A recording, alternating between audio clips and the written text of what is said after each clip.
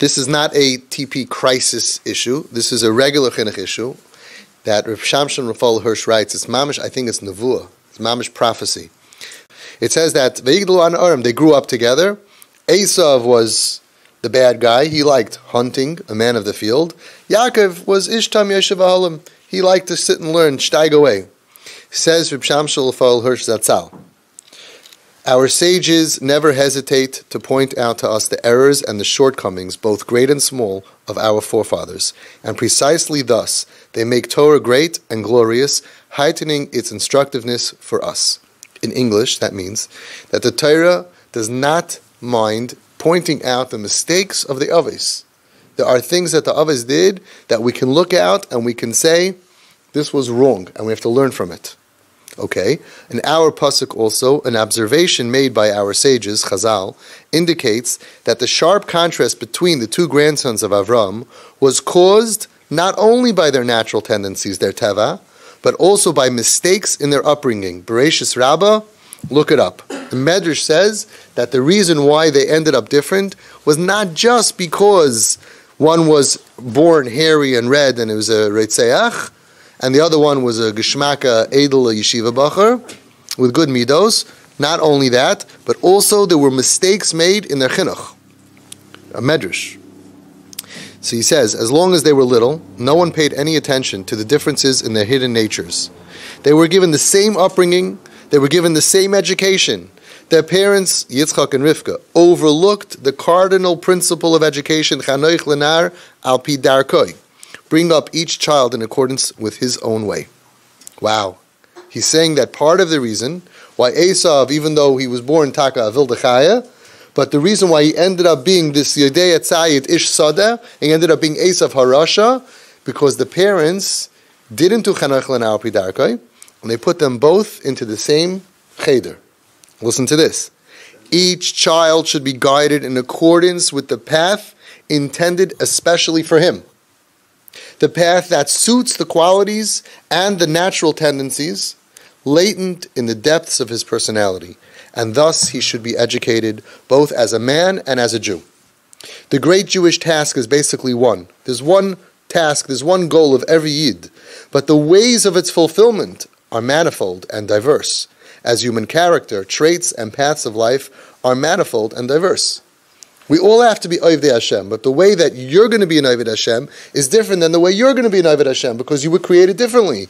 And Hashem wants everybody to reach the goal of being an Ovdei Hashem based on their natural tendencies that He gave them, their koyach and the strengths that they have.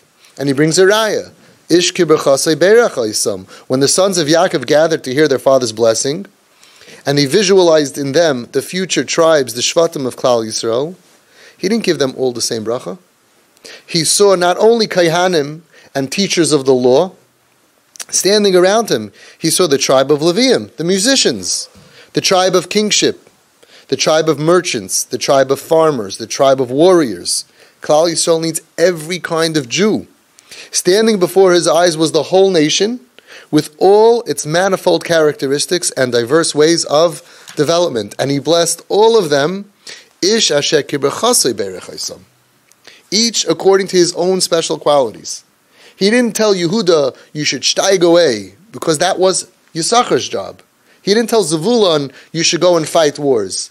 If you have a basketball team, the same 5 chevra on the basketball team can win and can lose. It depends on the coach. If the coach takes that big tall guy who's supposed to be getting rebounds and he puts him on the other side and he makes him a forward, and he takes the short guy and he makes him a rebound, if you don't know how to use your talent, you can't be as good as a team. So he understood each of his children, each tribe had a talent. And we need everybody, each according to his own special qualities. For the covenant that God established with Avram is intended for a healthy, whole, and vital nation. The purpose of the covenant of the bris is to build a complete nation, a national life with all of its manifold forms, all for one great task, Lishmor derech Hashem, laseh tzedakah mishpat. Their strength and courage, no less than thought and emotion, are to have their champions in the service of God and all of people, in various callings, are to fulfill the one great common task. Precisely for this reason, Each child must be brought up al pi darkoi. Educate him to the one great goal, according to his own unique way, in keeping with his potential to serve Hashem with the gifts that he has. What could you do for the tzibur? To attempt, listen to this, to attempt to educate a Yaakov and an Eisav together in the same classroom, in the same routines, and in the same manner, to raise both of them for a life of study and contemplation will inevitably mean to ruin one of the two. A Yaakov will draw from the well of wisdom with an ever-increasing interest and desire. Geschmack, he's going to learn, cheshik. Whereas an Eisav will hardly be able to wait for the day when he can throw away the old books, and together with them, a great life mission, of which he was taught in a one-sided manner, totally unappealing to his nature. How many kids today, they say, I can't be a long-term learner? There's no place in Yiddishkeit for me. Even in Beis Medrash, every kid goes to Beis Medrash. Never used to be like that. Not necessarily that people could sit and learn 10 hours a day when they're 18, 19, 20. We're making everybody a Yisachar. We're sticking everybody into this mold. Listen what he says. People who can't do it, who weren't made for it, it's unappealing to them, and we're sticking to them. This is the way to serve God.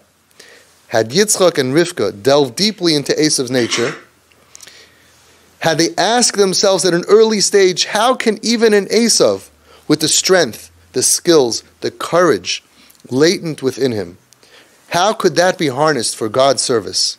Then the future Gibar would not have become a Gibar Tzayid, but a Gibar Lifnei Hashem. Yaakov and Eisav, despite their different natures, would have remained twin brothers in spirit and in way of life.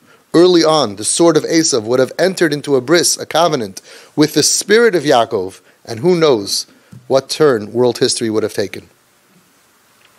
But we created an enemy in Eisav because he couldn't do that one way of life that we said you need to do. So he felt, I have no place here. He felt bad about himself, and he had to go look for ways to feel fulfilled. Eisav was meant to be the mashgiach. Eisav was meant to be the cook. Eisav was meant to be the fundraiser. There's a lot of tasks. Yaakov was Rosh Hashiva. But we need Eisav. We need all of the skills of an Eisav to be used for good. We know that Moshe Rabbeinu had, they saw in Stagninus, they saw that he's a murderer. It was used for good. Every Kayin has, right, and a Moyel is supposed to use it for good. Everybody could use their midas for good or for bad. Eisav had midas, rough, extreme midas, ADD, ADHD, ADD, ODD, and Azaz Punim. But there was a way for him to use his midos, not to put him on pills, because we're going to give you so many pills until your brain becomes a Yaakov, that you could sit like this for 12 hours. But we're going to use your skills that Hashem made you the way He made you for a reason, right? Because you have a different tafkid in the world. This did not happen, says Reb Shamshon Rafal Hirsch. His point is that the Torah describes the entire upbringing in two words. That's how you describe an upbringing. You know how many details there are in the upbringing? What do you mean, Vayigdalu Arim? The pshat is that they just raised them together. Only after the boys had grown into men was everyone surprised, he says in italics, surprised to discover that the two brothers from the same womb, who had been given the same care, the same upbringing, and the same schooling, were so different in their natures and in their actions. There's a story they say that somebody went over to a gadol and he said, I don't understand. I have 8 kids. Where did I go wrong with this one?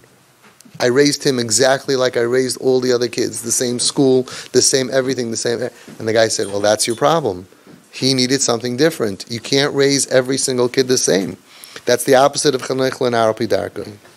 Listen to what he says. Just as, in Yaakov's case, Ishtam is the character trait of a Yoshev Ahalim. So there's Ishtam is the character trait, the tendency, the way the person is. And the result of someone who's an Ishtam is he's a Yoshev Ahalim. That's the vocation. That's what you do if you're an Ishtam. So too in Eisav's case, Ish Yedei Atzayid denotes the nature of his character. But Ish Sada became his job, his vocation, what he did with it. Being by nature an Ish Yedei Atzayid is not schlecht. You could be a chef. You can go ahead and kill animals and make the food, right? Like Vayav Yitzchak Eisav B'Tzayib, he was a good chef, he was a good cook. Use it out for good. But it became bad because we said there's no place for you. You have to be Vayigdal on arm, the same as Yaakov. Sit and learn. You're interested in shtusim, in hunting, shtusim. That's what you're interested in, shtusim. That's where your head is. No, your head is to be in Torah. That wasn't who he was supposed to be, says Reb Shamshon Raphael Hirsch. Tzayid is related to Said, as we already noted regarding Nimrod, whose spiritual heir seems to be Eisav. Said, a plan that one keeps to oneself until the time to comes to carry it out. Tzayid, one implements the plan, overcoming all obstacles. Okay, Said is you keep that secret. You have a secret. You're waiting and waiting and waiting and waiting. Okay, Tzayid is one implements the plan, overcoming all obstacles. A tzayid will appear to be totally innocent. That's what a tzayid is. Someone who has the skill of a tzayid, he looks really innocent. But in his heart, he harbors the intent to kill. His art is the exercise of trickery. Used in a different sphere, tzayid means diplomacy. Interesting. The diplomat. Okay? Eisav was an expert hunter. He knew the art of self-control, how to set a trap and then wait patiently for the opportune moment. His upbringing, to which we referred earlier, was so contrary to his nature. And that only repressed his true self and forced him to develop patience, the ability to wait for the opportune moment. These were the skills that made him an Ish Sada, precisely because he had been forced to remain glued to his school bench. He now rejected everything and was entirely a man of the field. So every time he came to yeshiva, they thought, good, he'll be okay. They saw he's not happy. He saw that he's dead in his eyes. There's no chiyus. He's not enjoying it. No, keep him. But he became a tzayid. He became, okay, I'm going to wait. I have to wait it out. How old do I need to be? How many of your kids said, when I'm 18, I'm out of here, right? A lot of you are shaking your heads, right? They're tzayid. We're teaching them. We're repressing them. We have control over you now, but they're thinking, I can't wait. One day, I'm out of here. I'm going to the army. He now rejected everything, was entirely a man of the field. Yaakov, by contrast, was an ishtam, a man who knows only one direction, devotes himself entirely to it, a man single-minded in his whole essence. He was single-minded in seeking to fulfill the mission entrusted to him as Yitzchak's son, as Avram's grandson, and therefore, because he was the ishtam, and that was his nature, he became a Yoshev Halim. In other words, we look at it as ishtam, Yoshev Halim was one thing. He says, no, he had a nature of ishtam. Oh, we have a lot of kids. They just do good. Why are you so good? Because that's what they are. They do. They wake up in the morning. What does Shimon Russell call them? APKs. Autopilot kids. They just do it. They don't have depth necessarily. Why do you do it? I do it. You get up in the morning. You go to daven. You go to minyan. You put on your tefillin. You go to yeshiva. You learn. You go home. You do your homework. APKs, they come home. They actually just do their homework. You ask them. You don't have to tell them, you better do your homework and you can't do this until you do it. They do what they're supposed to do. A lot of them do the homework on the bus on the way home. By the time they come home, they read, I'm a chaya. Right? And that's, by the way, a problem is that, and Shimon spoke about it beautifully. He said he once spoke to, I think he says it many times, he speaks to Mechanchim. And he says, you have to understand, all of you loved school so much that you stayed in school for the rest of your life. You love school. A lot of these kids hate school. You have no problem sitting for hours and hours on a little bench and paying attention and looking at a blackboard. You loved it. That's why you became a teacher. But the kids in your class, a lot of them, right, their fathers are not teachers. Their fathers are flipping real estate, or their fathers are plumbers, or their fathers are schnorrers. Whatever it is, they're not teachers.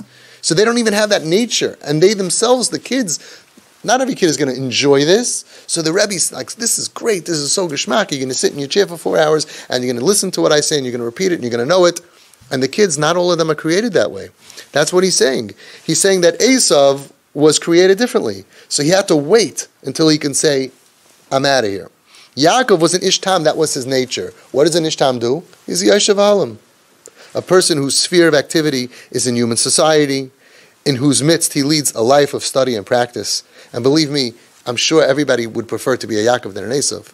And it's not always black and white. You could be a 10% Eisav and a 20% Eisav, and you're not right. But everybody understands Yaakov had the better life. And Eisav couldn't be like that. He wasn't created that way from birth.